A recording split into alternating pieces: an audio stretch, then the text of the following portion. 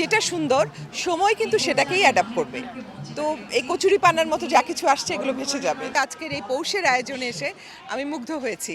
আমাদের কৃষ্টি কালচার এখানে যেভাবে তুলে ধরা হয়েছে সেটা নতুন প্রজন্মের জন্য দারুণ একটা বিষয়। আমি সবসময় একটু বাংলাদেশের ডিজাইনারদের কাপড় পরার চেষ্টা করি এবং এরা সকলেই আমার অত্যন্ত প্রিয়। যেসব ডিজাইনাররা আজকে এখানে তাদের কাপড় প্রদর্শন করলেন, সেই সাথে আমার নতুন প্রজন্মেরও কয়েকজন ডিজাইনারকে দেখলাম। এই মেলবন্ধনটা খুব ভালো, চমৎকার। আমি একটু কর্মসূত্রে বা বসবাস সূত্রেই বলা যায় যে একটু ইউরোপের দিকে আছি, কিন্তু 4-5 মাস কিন্তু আমি বাংলাদেশেই থাকি। হ্যাঁ, মিডিয়াতে আমার উপস্থিতি কম, নিশ্চয়ই আবার কবিতা নিয়ে ফিরবো। উপস্থাপনাটা এখন আর ওই সবগুলো খুব একটা করার ইচ্ছে নেই, কিন্তু আমার কবিতা নিয়ে থাকার অনেক ইচ্ছা। কবিতা নিয়ে আমার একটি সংগঠন আছে পঞ্চকন্যা, সেখান থেকেও আমরা কাজ করি। আমি ইন্ডিভিজুয়ালিও চেষ্টা করি কবিতা পড়তে এবং এটা নিয়ে থাকার দীর্ঘদিন কাজ করার ইচ্ছা আছে। যেভাবে ছেড়ে গেছিলাম আমার মনে হয় সেই জায়গাটাতেই আছে। কেন জানি এরকম খুব একটা দেখা হয়ে ওঠে না, আসলে এভাবে বলা ঠিক নয়।